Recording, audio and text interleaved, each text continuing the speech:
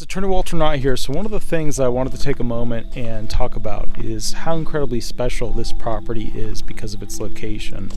So one of the first things that people notice about this place, beautiful blue skies, super long green, grass growing fields. But what's really cool about it is that in this area, there's a big ski resort kind of area, and it's right over there. And that's called the Poconos. You drive through the Delaware Water Gap, Wind Gap area, and you are officially in the Poconos. Well, this is the mountain that literally oversees the entrance to the Poconos. So you can see right from this spot, of course it's dark right now, directly over to the Water Gap and the Wind Gap.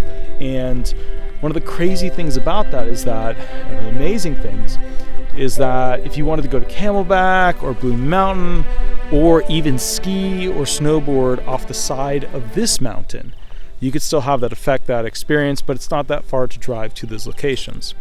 The crazy thing too about this property is that it is essentially 2 hours from New York City. It is, I think, 45 minutes to the Poconos. It is, 2 hours to Philadelphia. And then this way, 2 hours to the west to go to Gettysburg. It's like literally in the middle of everything. So when we were still thinking about potentially selling it, one of the big sale points or big things that would support people wanting to buy this property is that it had a huge capacity for being an airlift zone, meaning like a helicopter would take off from one of the buildings at one of these cities, would land here, and then you would skedoodle right over to the local airport and take your jet to some other place, because that's how rich people do it. They get airlifted, then they get to a spot, they get all their stuff depending on what they need based on the situation, if there's a problem, and then they go ahead and go to a big airport where their jet is. And the riding arena is a giant helipad that could be used for that function. The other thing that's really cool about this particular property is that the house is giant poured concrete. It's basically like, the best way I could put it would be like a tank bunker or a submarine bunker. And the crazy thing about it is that it was designed this way by the first Walter of my lineage. So you guys know me as Walter Rudolph Hnot III, disability attorney. My dad, Walter Rudolph Hnot Jr., the aviation attorney, and my grandfather was the engineer. And as an engineer, he worked on a lot of things. If you look up Walter Hnot, the first Walter, he had a ton of amazing inventions that were used, patented, trademarked, all that stuff for copyright protection, etc. Mostly patents he did, but obviously that's what they did for most of his inventions at that time. I don't think a lot of trademark names were used by him. Maybe, I don't know, I'll have to look it up. But the bottom line was that he had these inventions with Esso, which you guys all know as Exxon, which is now ExxonMobil. And as a result of that, what this kind of comes down to is, basically, this is his creation, this place. This place is like a bunker. There's, in the sections, some of it in the corners, a 3-foot thick spiraling helix of metal in concrete encapsulated corner post walls that are sitting on top of these super thick concrete walls right here. And over there you can see how it's edged out there. It makes a thick chunk of concrete. And there again, over there, super thick concrete. So the one big thing that the super wealthy, when they looked at to potentially buy this farm, was that the house was already set up with some really unique architecture. And when I say unique architecture, I don't mean pretty architecture. I don't mean like, classic, wow, beautiful, the stuff that like the wife would be into. I mean heavy poured concrete. So if there were ever a nuclear situation, or if there was ever a situation where you had to kind of hunker down, this was a great spot for it. So we looked at all those options when the property was potentially going to be put up for sale. And one of the amazing things about it that, I don't think a lot of people realize is that this house was built almost entirely, I mean, they had to bring a crane up for some of the stuff, but almost entirely by my grandfather, Walter the First, and also my father, Walter the Second, and my mom was there to help too. And they went around, and I don't think you can really see it, but I'll show you right over here. They collected all the local rock from basically the mountain, and they built it out of all this local rock. Now, with that said, this is Marble Mountain, and one of the crazy things about Marble Mountain is that it's called that for the exact same reason. There's a ton of marble on it. So if I look over here, and there's not really great light, let me see if I can find something over here. Yeah, okay, cool. So here are, right on this, and these are just stones that I recently pulled out of the trails, you know, that I ride through with the tractor to prep them for horseback riding and UTVs and ATVs and all that stuff. But these rocks, literally, I pulled right out of the trail, out of the floor of the trail, and this is what white marble looks like from Marble Mountain. Check it out.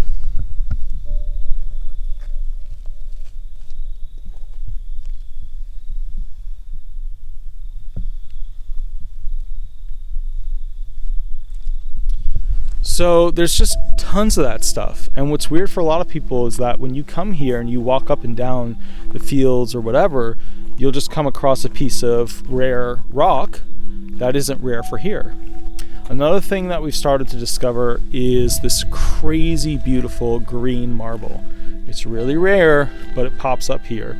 I set aside some pieces and I can always show it to you later, but the bottom line is that one of the really cool things, and one of the reasons I wanted to keep this place, this farm, in the family, is that this house is a testament to my family working crazy nights just like I do. There's never really been a Walter Hnot, or even my parents, the female side, who have taken it easy at night, who haven't worked really, really hard.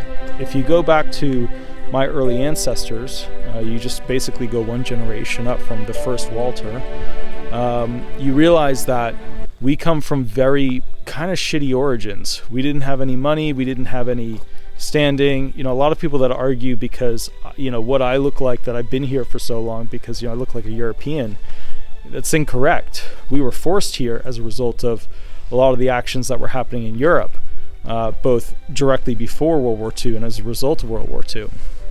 And so the thing to keep in mind is that, we had, I think that my great-grandfather had a printing press that he basically day and night worked on.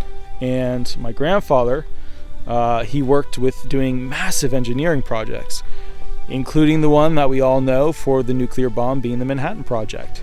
And so, my family's had a long history of just working really long nights, and we've never financially been super well off. We've always been kind of underpaid for our work, which is sad to me. It's never a nice thing to look at, your family and the generations and working really hard and not, ending, like you see all these other people where they're like, hey, let me show you this brand new $500,000 watch I just put on my wrist because I did this, this, and this, and poof, in no time I'm super famous and wealthy. And I get it, and I think that's one of the things I want to educate myself on. Somebody with obviously a bachelor's degree and a master's degree and a doctorate degree and then additional certificates thereafter. I think one of the things that I really want to break the tendency of my family is this working your fingers and fingernails to the bone and not having the true financial reality from it. Because I see these people and they're like, this is what I did. And I'm like, what the hell, man? Somebody who's owned a law firm for 9 years, I'm like, my student loans are hardly paid down. I got a mortgage, just like everybody. I sit back and I look at them like, man, I did the right thing. I followed the right course. I did all the stuff that they told me to do and didn't work, And then somebody will argue, of course it worked. It didn't though. It didn't, right? When you go to that level of education, you own your own business, very successful. Didn't work. Which is why I see a lot of people fighting a terrible situation. And this is the final thing I'm going to say before I pop off and get to work. The problem I see is that people who do traditional jobs can't make enough money anymore. They just can't. And now they're having to do their traditional job and another side gig, and people are miserable. My feeling about this is that even those like myself who work really, really hard for essentially, I've got it. Okay. Even those who work really, really hard, they just don't end up ahead. And I mean those people who work those shitty shifts working at McDonald's, those really long ass shifts in the morning working at Starbucks. You know, a lot of you guys don't realize, but I was a barista. I was a music store stock boy. I was a music library tech. I was a computer tech. I was a website builder.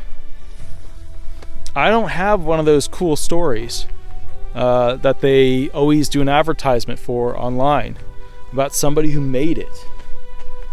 I don't. I mean, you could look at me and say, dude, you made it. But I didn't, you know? And so I guess, you know, and some people are like, oh, you have to look at it differently. It's not the same when you've got $1,800 in student loans due a month. You know, like that's the thing. People are like, one person said to me, they're like, dude, that's a high-end new guitar every single month. I'm like, yeah. Or that's like a down payment on a car, you know, like an okay, kind of crappy, but an okay car every single month. Yeah. Or that's a payment on a super high-end luxury car every single month. That's a mortgage payment. I mean, let's call it like it is. That's a small house on the water mortgage payment. So when I see these stories of people talking about how they made it, I look at myself and I go, what did I do wrong?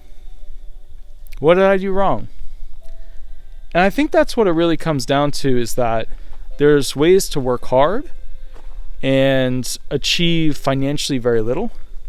And there's ways to work hard and achieve a lot financially or none at all.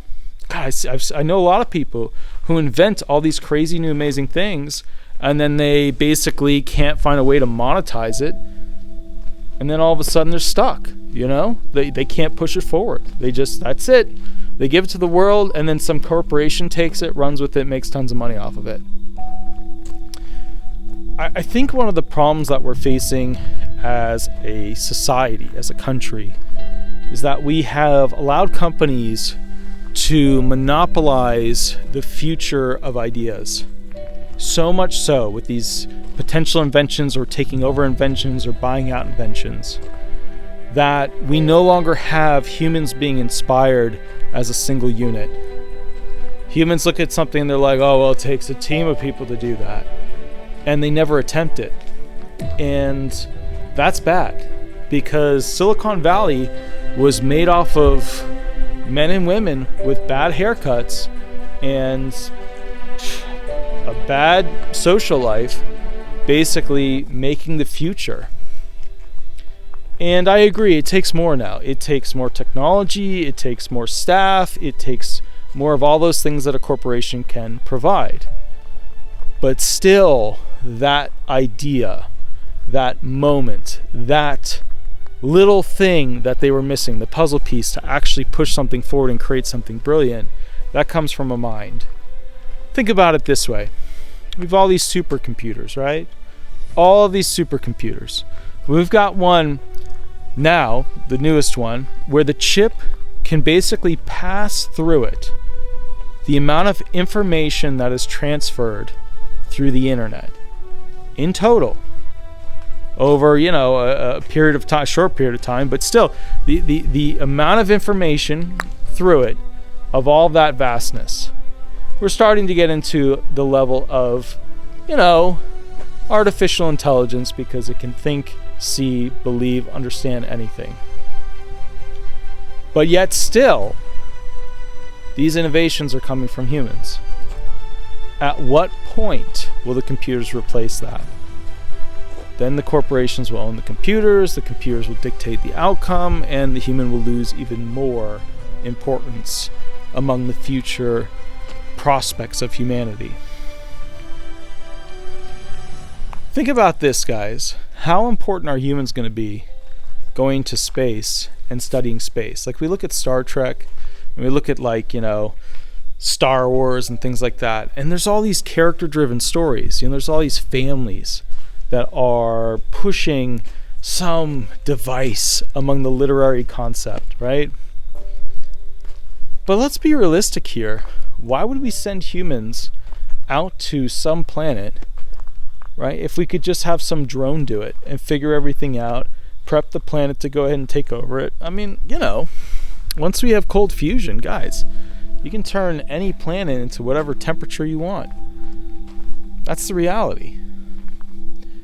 So, from my perspective, I don't feel like these grand, amazing stories are going to be the baseline in the future for the human race.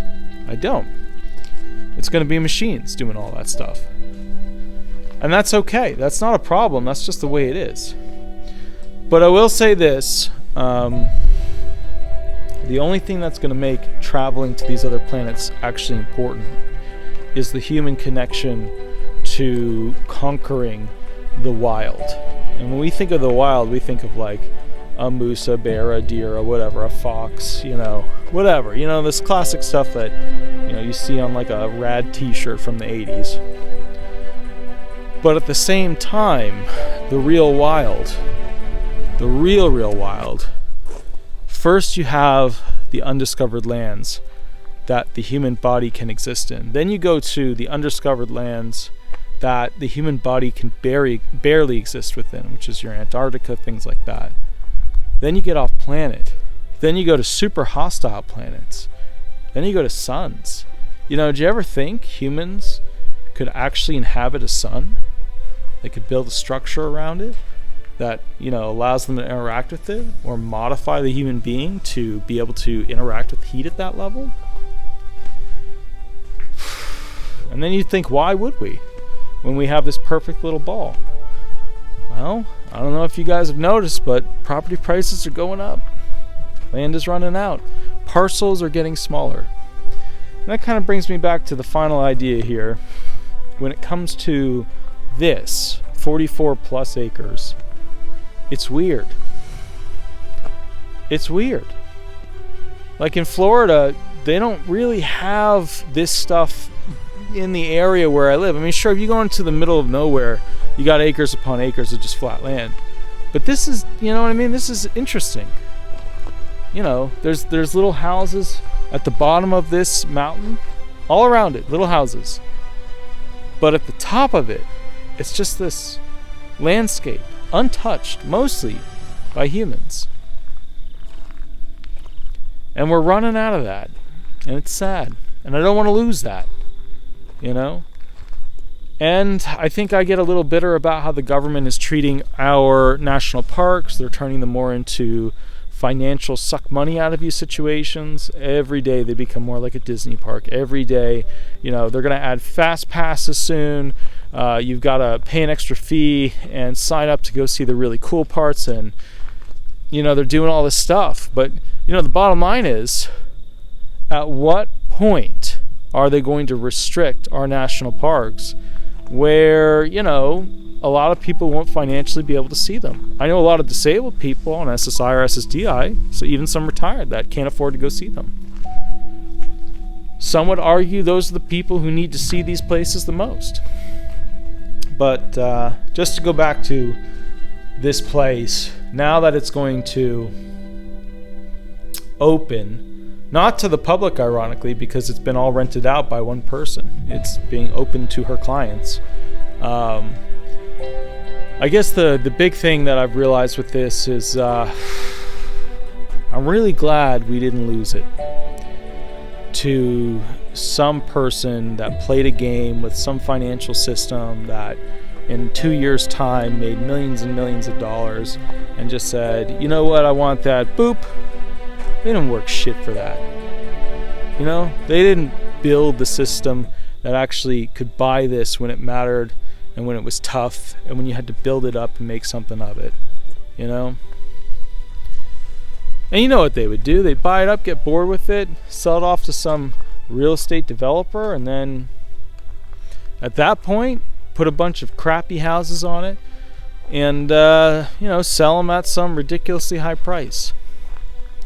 To me, that's a sin. It's just a sin. And yet it seems like those are the ways that you make the most money. It's by basically taking things that are beautiful, chopping them up into little pieces, and then selling them to people who want to feel more whole, So anyways, guys, I will catch you a little bit later. You have a wonderful night, and we will go from there. Thanks so much. Bye-bye, guys. Bye-bye.